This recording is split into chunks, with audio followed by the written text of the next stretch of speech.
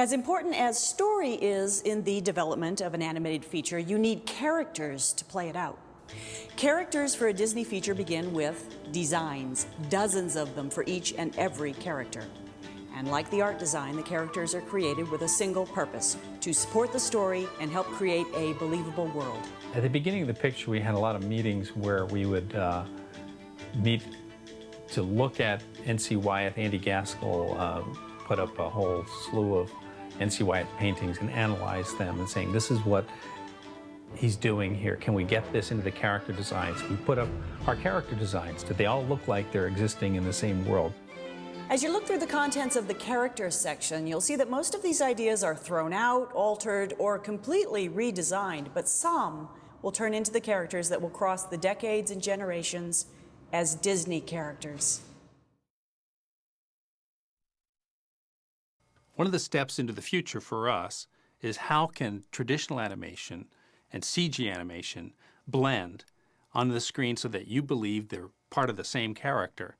Well, to test this out, we went to the past. We took a look at some animation that really had a lot of vibrancy and life to it.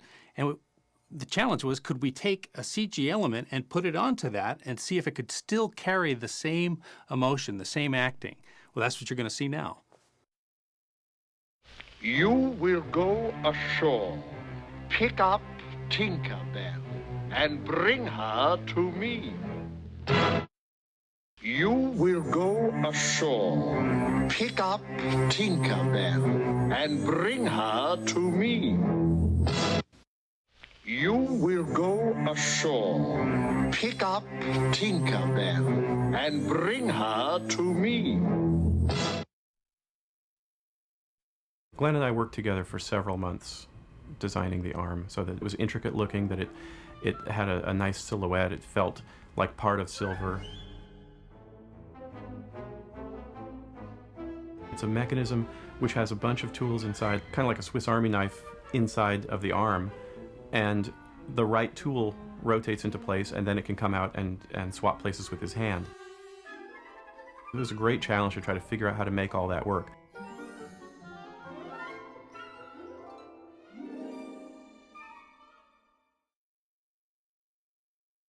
For Treasure Planet, the science fantasy story led the filmmakers to find dozens of new ways to combine traditional hand-drawn animation with the latest in 3D digital animation technology.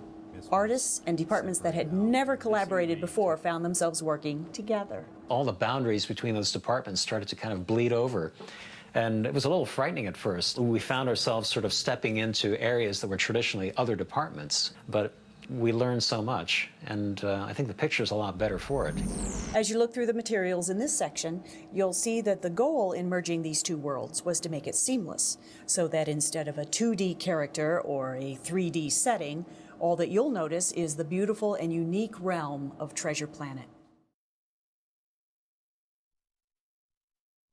Another character that's in the book, Ben Gunn, this crazy old coot who was part of Flint's crew, who's been marooned on Treasure Island. In the movie, we kept the craziness, but we turned Ben Gunn into Ben, our robot character. When you animate, you can either animate in a graphic style, which is very flat, or you can animate in what we call full figure, which becomes very dimensional.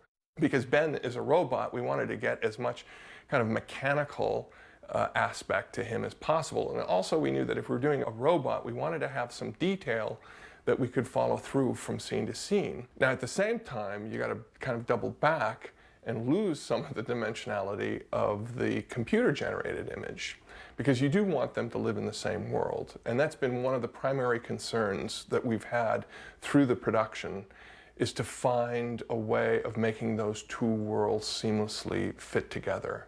I think we've succeeded quite well. Oh, this is fantastic!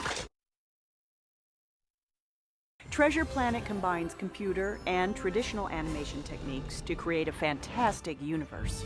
The film's blend of tradition and cutting-edge technology extends to the creation of the small statuettes called maquettes that are created for reference purposes. Officially, the first film that Disney created where they hired a sculptor specifically to sculpt maquettes, that film was Pinocchio. Because the character was a marionette, they thought, well, let's build a marionette to use for reference. And from there, it evolved into becoming a whole department that created sculptures. It can't be just like a mannequin in a store or something. It's got to be something that tells you his personality, and when you look at him, you can feel the life of that character. It's also got to serve to inspire the acting. Well, this is used primarily as reference for mass and form and complicated camera angles. They can turn it and rotate it and see how the shapes move. Even now at this rough stage, as you turn him towards you, this distance becomes much shorter as you're looking at it and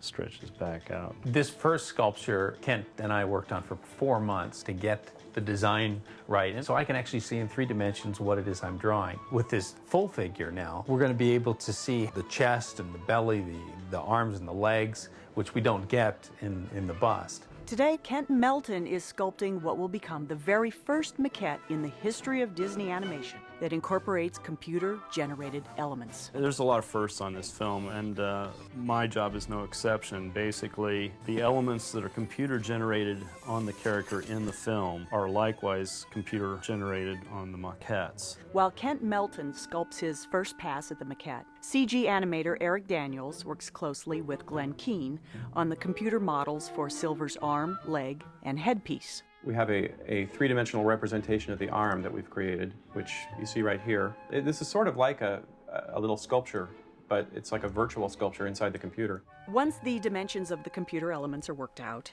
Eric Daniels provides computer files to a company that specializes in a technology called stereolithography. Laser beams are shot into a liquid which hardens layer by layer into a three-dimensional plastic replica of the computer design. In making this maquette, you really have 3 unique mediums of expression in art form.